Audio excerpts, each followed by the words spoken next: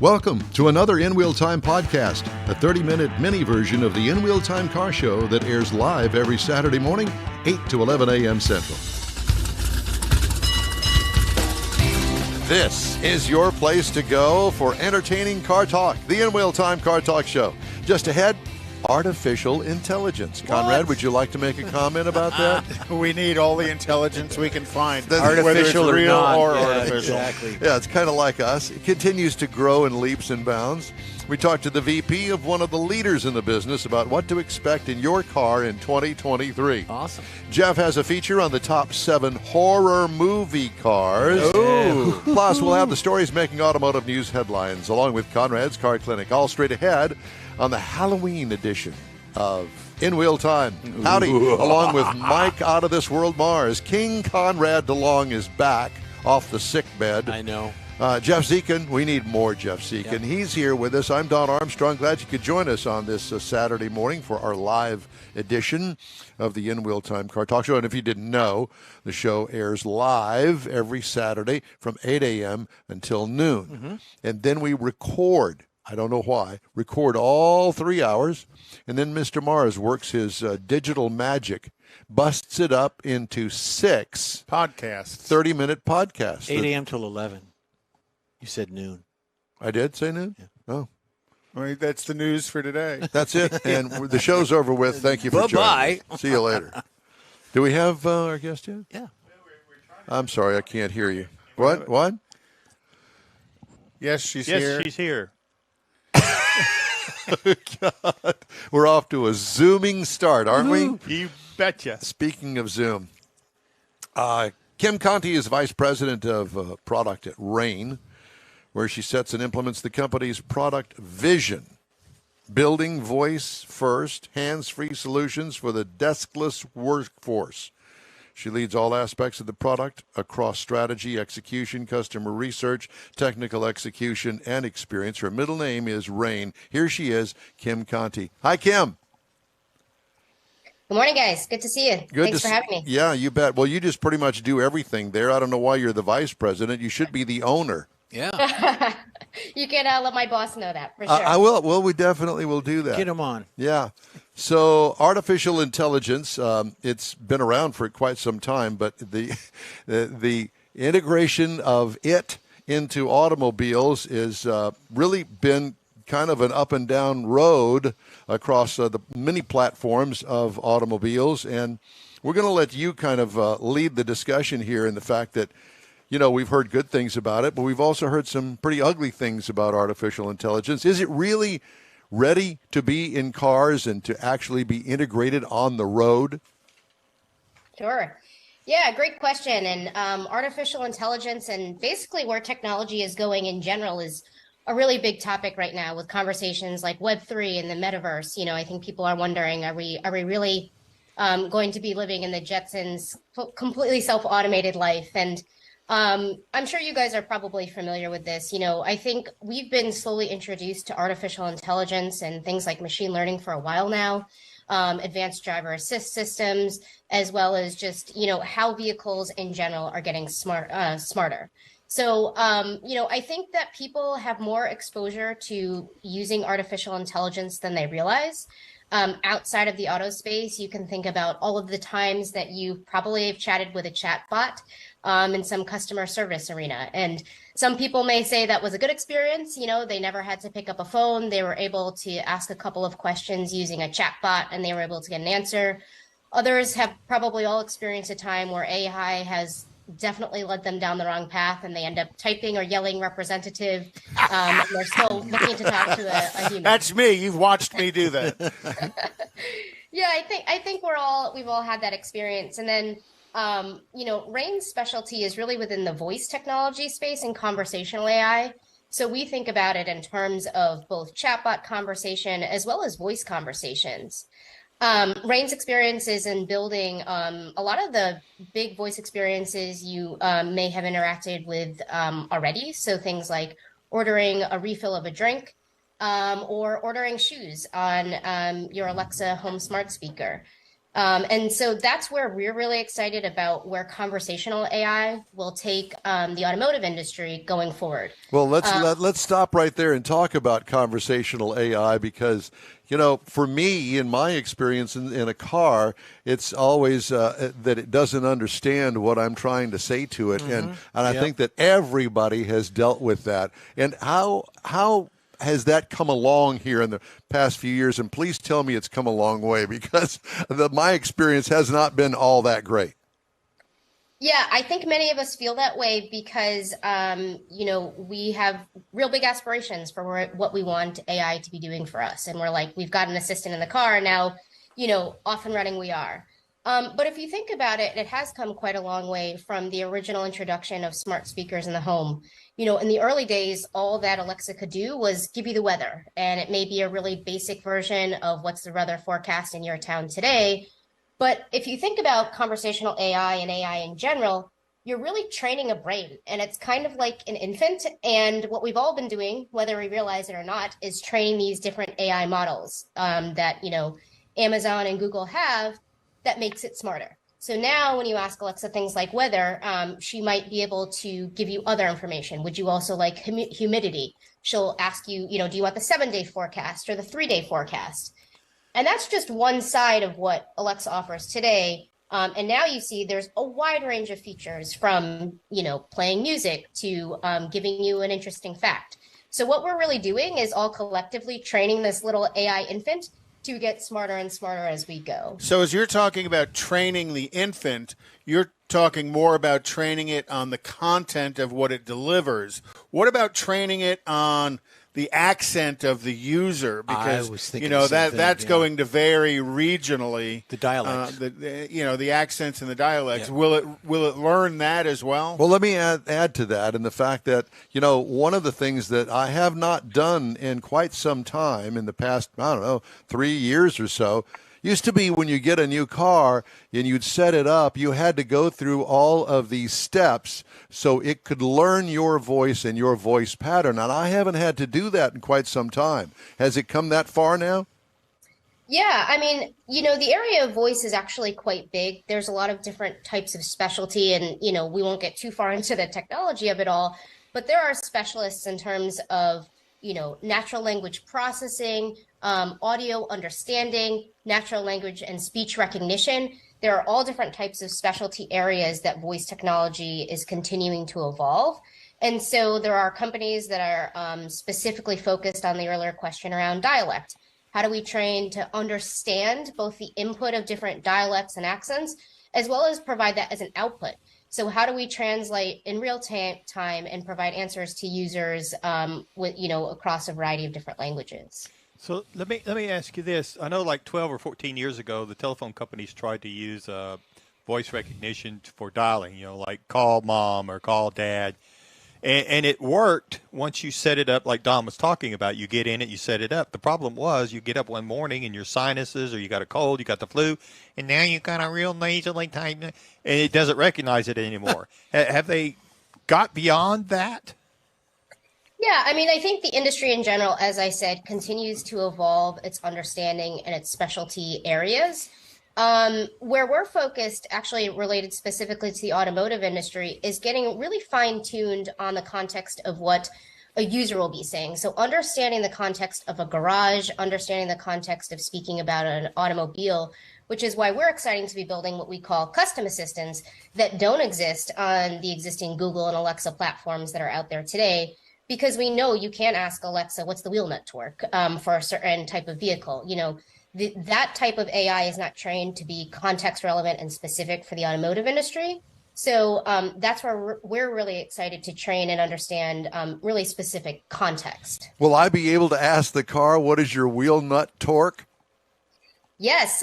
So we are working on our first voice assistant product for the automotive industry called Ortho. And it's really focused on helping technicians repair vehicles and save them time and money in a shop.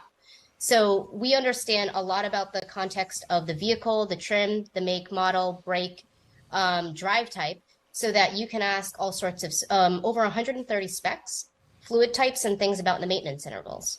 Wow. I could use that. So who are you using as your subject matter expert for what information is important to that technician? Do you have technicians that you work with in shops to gather that that list of data that they're going to ask regularly?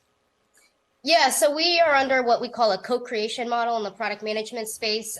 Super excited to be working with users exactly to identify what are the pain points, right? Because I think too often people in tech find tech and they want to just, it's a little bit of a hammer looking for a nail. We first wanted to understand what are the pain points of technicians in the garage. And one of the things that we heard is they have to look up a variety of specs throughout their day. They're walking back and forth from the computer, maybe writing it down on a piece of Post-it note when they finally get that spec or engine oil capacity or engine type. They go back, they lose it, or they've forgotten what they've looked for, and they're wasting a lot of time and they're not wrenching on those vehicles. So we're really focused on co-creating with the technicians and the shop owners, both for what we call our use cases and our product, as well as understanding this environment. So bringing a voice assistant to the garage is different than having a voice assistant in the home. And we had a lot of early hypotheses based on our experience in voice, how people might use it. But we had a lot of questions with, would technicians bring this thing around? Would they want to hang it on a vehicle? Would they want to put it on their cart? So this co-creation model has been really important to how we've developed our product. You're in one of the most exciting things. To me, this is really exciting stuff. I mean, it's cutting edge, right on the edge. And, to be actually the person that molds everything the way it's going to be, I mean, that's got to be pretty exciting for you. It is. I fell in love with technology because I saw, bad customer and employee experiences that I really wanted to make better and bring into the next generation of tech. And I think the automotive industry, particularly in the garage, is a little bit underserved. So we expect all of these experiences as consumers, right? I can ask Siri questions on my phone or I can ask my car questions. But what are we actually doing for the workforce? And how are we helping them be better and more productive at their jobs? Is the evolution of where you plan on going with this from asking like torque specs on nuts and bolts and fluid capacities, also delivering diagnostic help to the technician that, he's looking at, this is the problem, this is the diagnostic trouble code, and then there's generally some pretty complex charts to help them walk through that. Is that where you're looking to go with the voice-activated AI on that, is to help him walk through those diagnostic charts? Yeah, I mean, the world is our oyster a bit with this voice assistant because like we started the conversation, the question is really, once I know that I have a voice assistant, I sort of want it to do everything. And so as we think about our roadmap, it can go both very deep. So to that question, how do we get smarter about repairs? If somebody is looking up a certain torque spec, do we anticipate they're actually working on a larger repair? And then we can proactively provide them diagrams. Perhaps we understand that a user or a shop is in a certain climate and we want to provide engine oil specs based on that climate condition. So we believe there's both a depth to the repair information that we can provide to the technician, as well as a broader offering. If you think about shop operations, parts ordering, communicating with people in the garage, we really believe that this product across both the breadth and depth of the roadmap can help the garage be more assistant and more productive across the board. Yeah, because I work with hundreds of shops here in the Houston market, and the more time the technician has his head under the hood, the more productive he is, because every time he's walking back and forth to that laptop, he may be gaining knowledge, but he's not turning wrenches. And isn't that they want them turning wrenches? Isn't that what basically the OnStar did many years ago? Yeah, for the information. Well, not necessarily giving technical, but notifying of an accident or whatever the case OnStar did. But that was like the early days, wasn't it? Yeah. But that wasn't artificial intelligence. No. That was, linked somehow through the net. All right. She says she can't hear you, Jeff. Oh, sorry. I'm talking. There, you're better there. I can see you. So are you also working with any of the OEM manufacturers trying to help them improve their voice systems? Yeah, so we're in early conversations with a variety of different players in the industry, from manufacturers as well as shop management systems. So we really believe that if we can integrate into the workflow of technicians and say, when you're about to work on this vehicle, we already know the vehicles that you specifically are working on because we know based on that shop management integration you have. So we're working with vendors like that. We talked about data earlier. We are powered by Motor. You guys might be familiar with them, who is essentially data as a service. They're aggregating all of the OEMs from vehicles 1990 and on to cover most of the vehicles that are on the road today. So lots of partnerships, both data-wise and across the auto industry in general. How do you find compatible companies to work with? Because really, I mean, you need to have some sort of input when it comes to the manufacturers, the cars, because every manufacturer, for the most part, has their own set of rules that they live by when it comes to AI. Yeah, it's a great question. So Motor has been a great partner of ours because they do bring most of the manufacturers' data together. But a big part of our experience is not only the voice side of it and basically understanding what a technician is asking for and returning that answer, but we have a visual component to the assistant, and we want to present that answer back to technicians in a very clean way, regardless of what vehicle they're working on. If they're working on a Jeep or if they're working on a Mercedes, every time they ask for engine oil capacity, they're going to see that answer on a very clear screen and know what information they need when they need it. And just to take a step back there, I'll explain a little bit about how the platform operates. So Ortho exists on what we ruggedized tablet. So the tablet itself is encased, ready for the garage. It's actually been sound tested. So we were talking earlier about AI and understanding. It's been sound tested in the garage environment itself and tuned for that. And the tablet itself actually has magnets. So you can put this tablet on the car, on the pole next to you, on your cart, bring it around with you, and allow that technician to be entirely hands-free in his or her job. And then we inherit the vehicle either through VIN scanning, through looking up year, make, and model, or through those shop integrations. So if you're working on a Honda CR-V 2017, you've got that Honda ready to go. And that assistant basically is ready to assist you with the Honda CR-V. And you can say, hey, Ortho, what's the brake pad thickness? And Ortho will respond, do you need the front or rear? And once you give that response, Ortho will give you a very fast, clean answer within seconds. Wow. Huh. Yeah, that would definitely help technician productivity, and that's going to be important to any shop owner. Again, the more the tech spends under the hood, the more money they're making. Well, not only that, yeah, because the tech is also making, he'll make more money because he's getting more work done. If you ain't turning, you ain't earning. Right. So we've seen with the shops we're co-creating with, they are saving up to 1.5 to 2 hours a week per tech. So if you imagine you've got a tech, 3 techs in your shop, that adds up quite quickly. Kim, it sounds as if the vice president title really is kind of misplaced there. I think it should be the brain of the brain of rain. What do you think? I like it. But you're not AI, are you? It's a team effort, and we've got some really smart NLP specialists, obviously great technologists. We have great designers. So I love the experience because it looks beautiful. Again, I think in an industry that's been a little bit underserved in terms of working with software, you can have great design, and that means you can reduce what we call signal to noise. So techs don't necessarily, right? They don't necessarily want to work on a table with all these diagrams and sift through information. Right. They still might want this great presented piece of information quite quickly because it reduces cognitive load. So one example is we've actually show the vehicle on our screen, a nice big picture of that Honda CR-V. And so when you're selecting the jobs you're working on, we had a shop owner say, well, this is great. The tech doesn't even have to read which vehicle he or she is selecting to work on. They're just looking at it and being able to select it. Kim, that all goes to the team. Yeah. What is the RAIN website? Well, heyortho.com is where you can go to find out our product. And then our parent company is rain.agency. Wow. Well, it's listen, we could have you as a guest for the next 3 hours, but I know that you've either got a marathon to run or you're going to do some CrossFit this morning. Which one's it going to be? Probably a little CrossFit or yeah, chasing after my kids, maybe. Well, that's Kim, CrossFit and marathon. yeah, in that's one, it. yeah. Kim, it's great to talk to you. Thank you so much. A load of information, and we're going to go see Hey Ortho.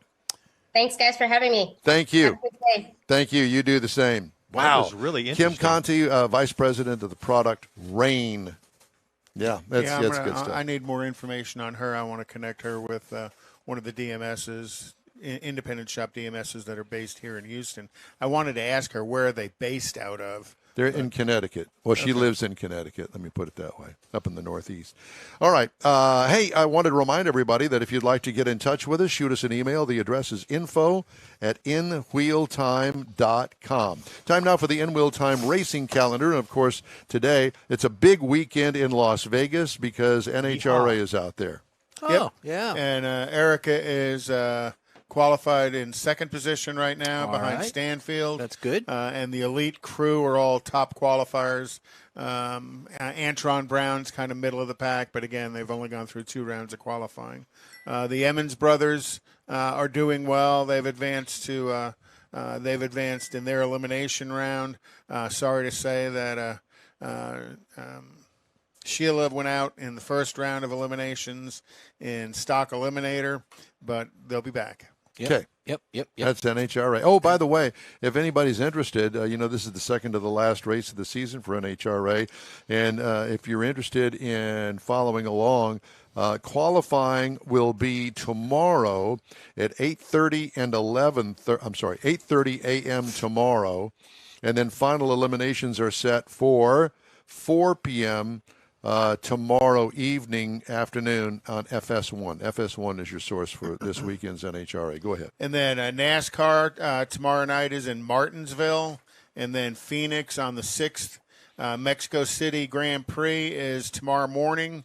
Sao Paulo is the 13th of November. Abu Dhabi is the 20th, and that'll finish up Formula One. And that is my costume today. I am a Formula One driver. I'm dressed up like a Formula One driver. I have my man bag that is Liberace with all the bling on it. So I am actually a Formula One. I'm dressed like a Formula One driver. Okay. I've seen I had them, to I've throw seen that them in. dressed different, but that's okay. Well, yeah, you've seen me dressed and undressed. And then next weekend is the 24 Hours of Lemons at Motorsports Resort in Angleton. And the SCCA is going to have Travis Pastrana and Asian and a Farm sandwich, Truck. isn't it? Oh, boy. Asian and Farm Truck from Street Outlaws are going to be there as well. That is a blast from the past. That'll actually be a lot of fun. 'Cause Farm they're- Truck. Farm Truck. You know who that is? Yeah. right? No. Well, He has an old 69 Chevy pickup truck With a that camper looks top like on a the back. beater. Yeah. Really looks like a beater, but it's got like this 2,000 horsepower like nitrous a motor in it. 9-second quarter-mile truck. God. And then on the 6th of December, SCCA 6-hour Enduro is going to be at Angleton as well. So racing season is very much compressing towards the end, and then it'll probably restart in February, generally with the Daytona 500. Yeah. And don't forget, I guess, Mars, have you confirmed with Autorama that we're going to be back this year? Yes, we are confirmed. We're all done. We're just waiting on them to send us their spots. Contract signed, everything. Very nice. And, of course, we'll try to give away some In tickets. fact, we've got Steve Green lined up in a couple of weeks. We got Larry is going to join us, I think 2 weeks, and then 3 weeks Steve will be joining us leading up to it. Yeah. Cool. All right. Hey, well, we have a very special feature today. It's really not too big of a stretch. Jeff has the top 7 horror movie cars. Now, does that include television? No, movies. Just movies? Well, some of them may have put into a television series after. Not really sure, but these are just movies for right now. Movies, okay. Well, the first one that comes to mind is Christine. Well, let's not get ahead of ourselves. Okay. So number 7 is The Hearse. It's a 1980 movie. It's about a 1951 Packard hearse. There's just something menacing about a hearse, even when empty, especially when it's one of the overwrought, ornate cars of the 50s or even before. If you drive a hearse, you ought to be careful if you're carrying the body of a devil-worshipping witch. or if you crash the vehicle in the town she died in, it's going to be haunted, much like the curvy, stylized cars of the 50s. Selena Don't Hidalgo. even go there, because I know that. The modern eye of the ornate Victorian Gothic style of haunted houses. Number 6 is The Wraith. It's a 1986 film. It does include a 1986 Dodge M4S Turbo Interceptor concept car. I remember this movie. The car is long, low, and black and kills plenty of people in this movie, Conrad. But don't worry, it's only out for revenge. The car in the movie is possessed by a ghost of a street racer killed by another racer, or possibly the form of gearheads in the afterlife. And the car was a Chrysler show car. I just told you that. You weren't paying attention. The car is ADD. supernaturally fast, and one of them that kills the whole gang of racers responsible for the accident. You went too far ahead, buddy. Number 5 is The Love Bug. It's a 1997 movie. It's a 1965 Volkswagen Beetle Horace the Hate Bug. Since the 60s, people have loved the Herbie the Love Bug. It's a Disney movie, but it wasn't until 1997 that the TV movie of Herbie came out. In this installment, we meet the German scientist who loved for his. Did you read this before? I did twice. Okay. So his deceased wife with Herbie and his heart. Wait till your segment comes. Yeah, just wait. Exactly. It's Halloween. It's You have not no going to clue go what off we've got at all. In this movie, they're forced to create another autonomous bug. It's fueled by hate and evil. It's called Horace, all in black, covered with louvers and spikes, and blacked out windows. Horace is every bit as sinister as his brother is adorable. That's the only one I haven't seen out of his whole list. Okay, Continue well, on. here we go. This one's going to scare the hair on your head. This one gave I'm me the trying. creeps. Number 4, Maximum Overdrive is a 1986 film. It's with a 1980 Western Star 4800 with a Green Goblin head. The movie is based on Stephen King's story, directed by him as well. Features plenty of autonomous killer machines, but the Green Goblin truck is the best of the leader. Let's move on, Conrad, if you can push the button. I did. Okay. Number 3 is The Car. It's a 1977 film. It's a 1971 Lincoln Mercury Continental 3, customized by George Barris. No explanation is ever given on the sleek black luxury of this luxury car that terrorizes the town in this film. It appears to be driverless, supernatural, and indestructible. Notably, in the show Futurama, Bender the robot comes back this car. We're going to skip to Duel and then number 1 because of time constraints. Number 1, of course, is Christine. It's a 1983, the movie's 1983, 1958 Plymouth Fury. And, of course, we all know the movie about a love story. So there you go. A love story. It's a love story between the guy and the car. Yeah, guy in the car. Yeah. Oh, Yeah. okay. It was a Did bit you of get Christine in there? that was the last one. You that weren't was- paying I wasn't- attention. no, I Gee wasn't. whiz. We need the lady from AI back on here. We do. We really do. No, we need my memory coach on. That's what we need. All right. Thank you for joining us today. It's the In Wheel Time Car Talk Show. Just wanted to let you know that our show streams on iHeart, the iHeart app, Facebook, YouTube, and InWheelTime.com. Podcasts available from your favorite podcast channel. In Wheel Time Car Talk Show continues right after this. Starting to work on your Christmas calendar? Be sure to add the next Tailpipes and Tacos Cruise-In Saturday, December 17th. You'll want to attend Tailpipes and Tacos Christmas Edition at the Loopy Tortilla in Katy, 8 to 11 a.m. It's the only place cruisers compete for Loopy's Chili Pepper trophies and other prizes. There's no charge to enter your vehicle for Best Hot Rod, Best Classic, or Best Modern Classic. Tailpipes and Tacos is Houston's coolest and most unique cruise-in and is your opportunity to see the best hot rods, show cars, classics, and resto mods. And get Loopy Tortilla breakfast tacos with adult beverages. There's no entry fee and cars will automatically compete for those much sought-after custom Loopy trophies and other prizes.